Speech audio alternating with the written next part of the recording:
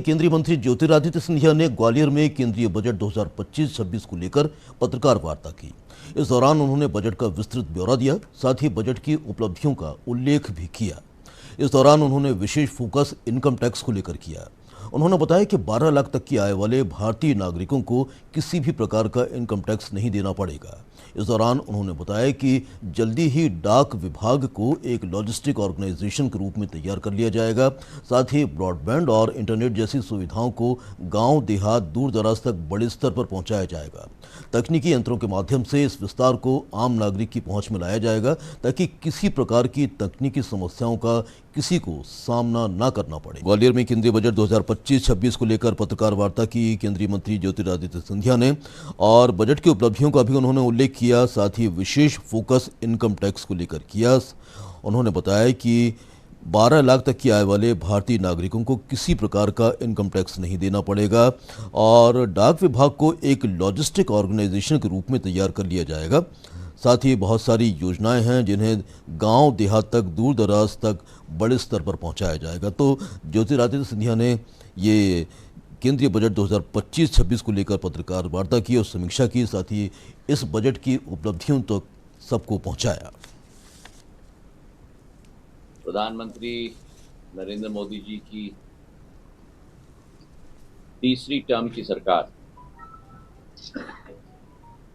और सदैव उन्होंने कहा है कि तीसरा टर्म मतलब 3 गुना ज्यादा मेहनत, 3 गुना ज्यादा शक्ति और 3 गुना ज्यादा रिजल्ट। उसी उद्देश्य के साथ जो पहला इंटरम बजट पिछले वर्ष चुनाव के बाद पारित हुआ, अब इस कार्यकाल का पूरा वित्तीय वर्ष का ये पहला बजट प्रधानमंत्री जी के द्वारा और वित्त मंत्री जी के द्वारा देश की जनता के समक्ष प्रस्तुत किया गया है।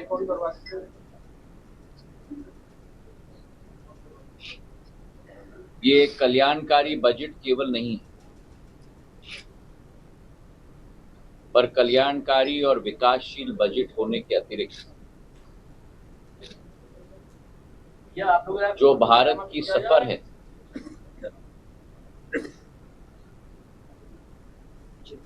अमृत काल से शताब्दी काल की सफर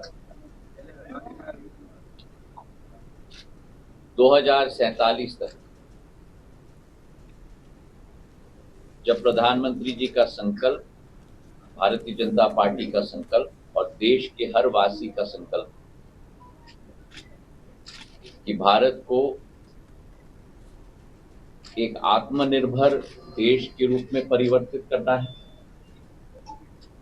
पहला लक्ष्य। भारत को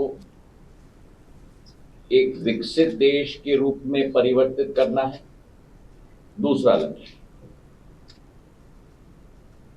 और भारत को एक विश्व गुरु के रूप में स्थापित करना है, एक तीसरा लक्ष्य। और उस तारतम्य में ये बजट उस सफर का महत्वपूर्ण नींव रखने जा रहा है।